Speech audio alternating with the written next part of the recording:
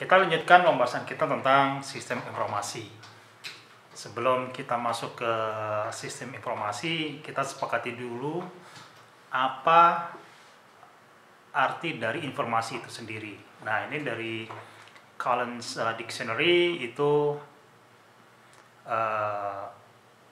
menulis bahwa informasi adalah suatu fakta yang dimengerti oleh pemilik atau penggunanya.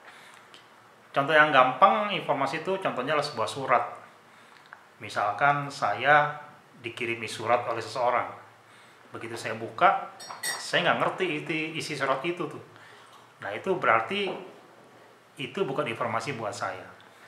Bisa jadi salah kirim, mestinya ke orang yang lain tapi sampainya kepada saya. Jadi itu bukan informasi buat saya. Nah, sekarang kita bisa masuk ke definisi dari sistem informasi. Sistem informasi adalah sebuah sistem yang terorganisir untuk pengumpulan, pengaturan, penyimpanan, dan distribusi informasi. Gampangnya gini lah, zaman dulu kan surat menyurat itu dari mulai awal itu masih orang kirim surat tuh dari satu orang ke orang yang lain langsung ya, mungkin menggunakan burung merpati atau menyuruh orang untuk mengirim langsung ketika itu ya, zaman dulu. Terus berkembang ketika surat menyurat sudah menjadi suatu hal yang biasa, orang banyak berkirim surat, akhirnya semakin rumit. Nah, dibutuhkan sebuah sistem untuk bisa mengirim surat tepat kepada orang yang dituju. Akhirnya dibangunlah kantor pos ketika itu. Nah, kantor pos itu adalah sebuah contoh sistem informasi ketika itu. Nah, sekarang semua serba digital, informasi berbentuknya digital, ya harus ada sistem yang mengatur seperti itu. Nah, itulah kita bahas di buku ini. Jadi bagaimana kita sadar bahwa sistem informasi itu penting untuk organisasi kita. Jadi misalkan seorang pemimpin perusahaan, dia bisa langsung tahu kondisi perusahaannya tanpa harus banyak bertanya. Dengan klik aplikasi yang ada yang sengaja dibuat, dia sudah bisa mengerti kondisi perusahaannya dan dia bisa memutuskan untuk berbuat apa. Nah, itulah inti dari sistem informasi bisnis yang akan kita bahas di chapter berikutnya. Nah, sistem informasi digambarkan mempunyai dua komponen besar, yaitu perangkat IT dan pengguna. Jadi sebenarnya sistem informasi itu bahan dasarnya tuh dua tadi. Jadi satu perangkat IT yang sudah kita bahas tadi, yaitu ada hardware, software, data, lalu jaringan, dan sekarang ditambah oleh pengguna.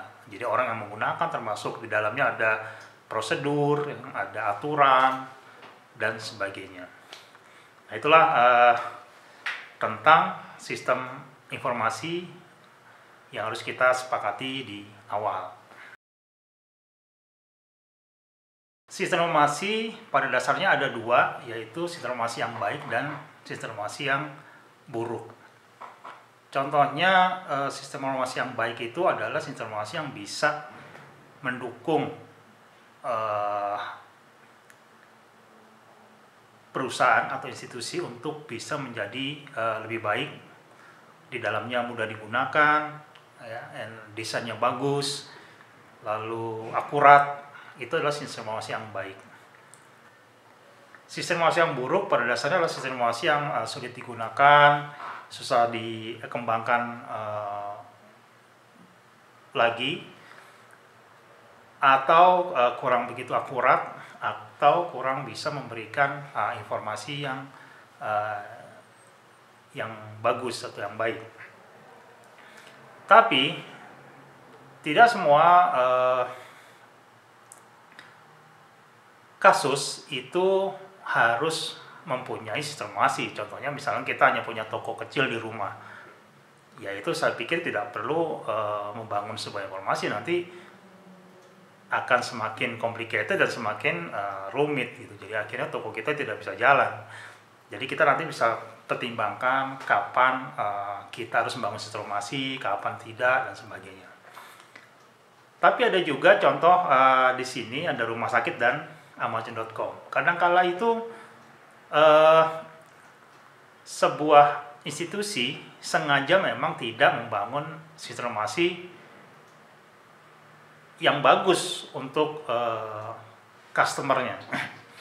Sebagai contoh, kalau kita ngomong Amazon.com, itu adalah sebuah situs e-commerce yang bagus ya, dimana kita kalau masuk ke dalamnya, kita klik sana klik sini, banyak informasi yang kita dapatkan dengan mudah. Tujuannya apa?